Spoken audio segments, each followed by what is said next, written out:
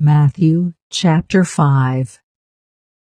One day as he saw the crowds gathering, Jesus went up on the mountainside and sat down. His disciples gathered around him, and he began to teach them. God blesses those who are poor and realize their need for Him, for the kingdom of heaven is theirs. God blesses those who mourn, for they will be comforted. God blesses those who are humble, for they will inherit the whole earth. God blesses those who hunger and thirst for justice, for they will be satisfied. God blesses those who are merciful, for they will be shown mercy. God blesses those whose hearts are pure, for they will see God. God blesses those who work for peace, for they will be called the children of God. God blesses those who are persecuted for doing right, for the kingdom of heaven is theirs. God blesses you when people mock you and persecute you and lie about you and say all sorts of evil things against you because you are my followers. Be happy about it. Be very glad, for a great reward awaits you in heaven. And remember, the ancient prophets were persecuted in the same way. You are the salt of the earth, but what good is salt if it has lost its flavor? Can you make it salty again? It will be thrown out and trampled underfoot as worthless. You are the light of the world, like a city on a hilltop that cannot be hidden. No one lights a lamp and then puts it under a basket. Instead, a lamp is placed on a stand where it gives light to everyone in the house. In the same way, let your good deeds shine out for all to see, so that everyone will praise your heavenly Father. Don't misunderstand why I have come. I did not come to abolish the law of Moses or the writings of the prophets. No, I came to accomplish their purpose. I tell you the truth, until heaven and earth disappear, not even the smallest detail of God's law will disappear until its purpose is achieved. So if you ignore the least commandment and teach others to do the same, you will be called the least in the kingdom of heaven. But anyone who obeys God's laws and teaches them will be called great in the kingdom of heaven. But I warn you, unless your righteousness is better than the righteousness of the teachers of religious law and the Pharisees, you will never enter the kingdom of heaven. You have heard that our ancestors were told, "You must not murder." If you commit murder, you are subject to judgment. But I say, if you are even angry with someone, you are subject to judgment. If you call someone an idiot, you are in danger of being brought before the court. And if you curse someone, you are in danger of the fires of hell.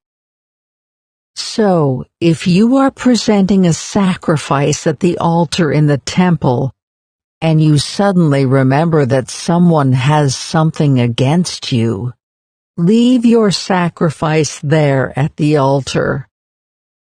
Go and be reconciled to that person, then come and offer your sacrifice to God. When you are on the way to court with your adversary, Settle your differences quickly. Otherwise, your accuser may hand you over to the judge, who will hand you over to an officer, and you will be thrown into prison. And if that happens, you surely won't be free again until you have paid the last penny. You have heard the commandment that says, "You must not commit adultery." But I say, anyone who even looks at a woman with lust has already committed adultery with her in his heart. So if your eye, even your good eye, causes you to lust, gouge it out and throw it away. It is better for you to lose one part of your body than for your whole body to be thrown into hell. And if your hand, even your stronger hand, causes you to sin, cut it off and throw it away. It is better for you to lose one part of your body than for your whole body to be thrown into hell. You have heard the law that says a man can divorce his wife by merely giving her a written notice of divorce. But I say that a man who divorces his wife, unless she has been unfaithful, causes her to commit adultery. And anyone who marries a divorced woman also commits adultery. You have also heard that our ancestors were told, "You must not break your vows. You must carry out the vows you make to the Lord." But I say, do not make any vows. Do not say, "By heaven," because heaven is God's throne. And do not say, "By the earth," because the earth is his footstool.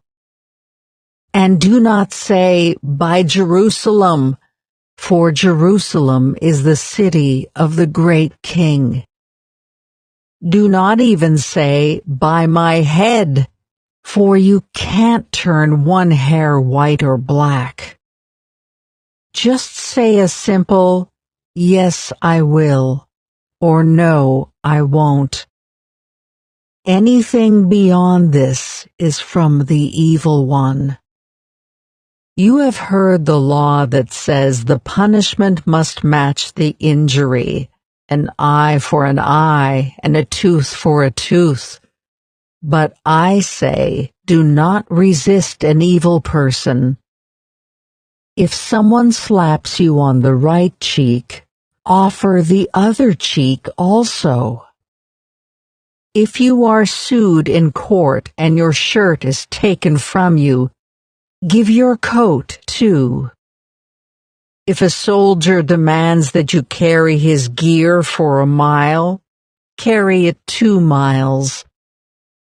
Give to those who ask, and don't turn away from those who want to borrow. You have heard the law that says, "Love your neighbor and hate your enemy." But I say, love your enemies. Pray for those who persecute you. In that way, you will be acting as true children of your Father in heaven.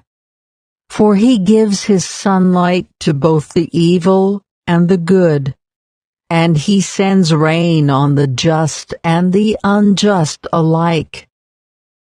If you love only those who love you, what reward is there for that? Even corrupt tax collectors do that much. If you are kind only to your friends, how are you different from anyone else? Even pagans do that. But you are to be perfect, even as your Father in heaven is perfect.